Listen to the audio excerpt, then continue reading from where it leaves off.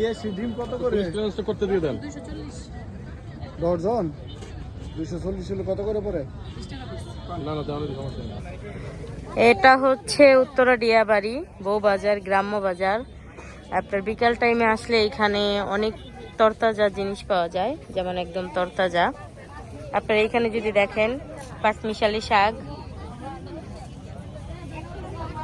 তারপরে ডিম, মানে হরেক রকম জিনিসই পাওয়া যায়। সব বাজার সবাই এখানে, আমি মাঝে মধ্যে আসি, এখান থেকে বাজার করি।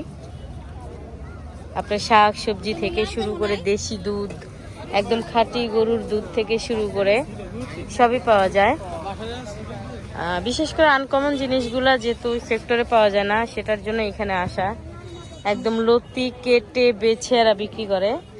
এটা হচ্ছে কলার থোর না বলে কান্দাইল, আমাদের পাবনার ভাষায় বলে কান্দাইল। তারপরে এখানে আছে হচ্ছে একদম তরতাজা বিলের মাছ, অনেক সুন্দর মাছ।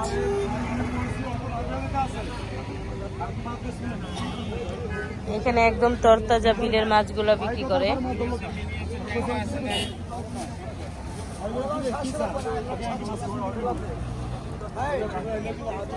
সবই পাওয়া যায়।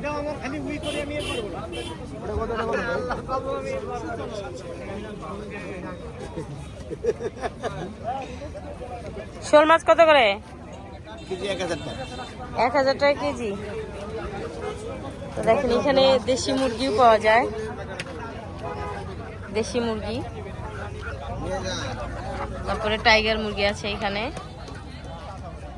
হাঁস আছে, মানে যা নিতে চান, শুধুমাত্র গরুর মাংস ছাড়া এখানে সবকিছুই পাওয়া যায়। আমাদের এই যে আপা কেক বিক্রি করছে, এখানে কেকও পাওয়া যায়।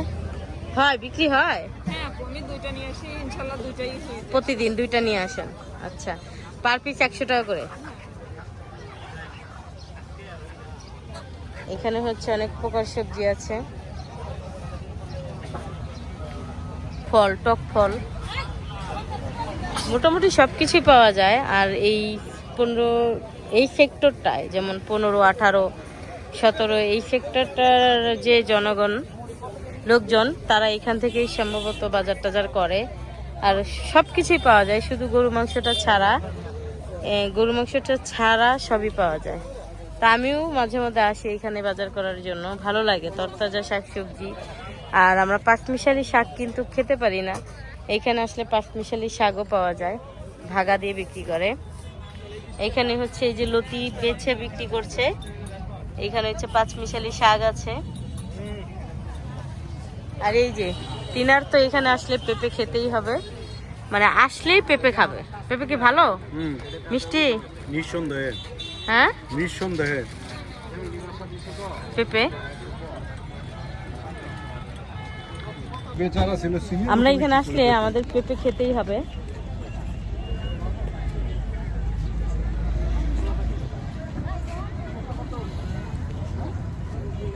এটা থাই পেঁপে না?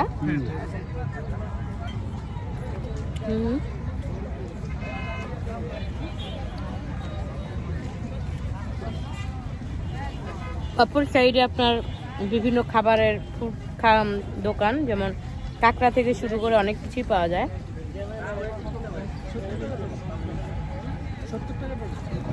অনেক মজা, মিষ্টি আছে। ওই পাশে যাবেন?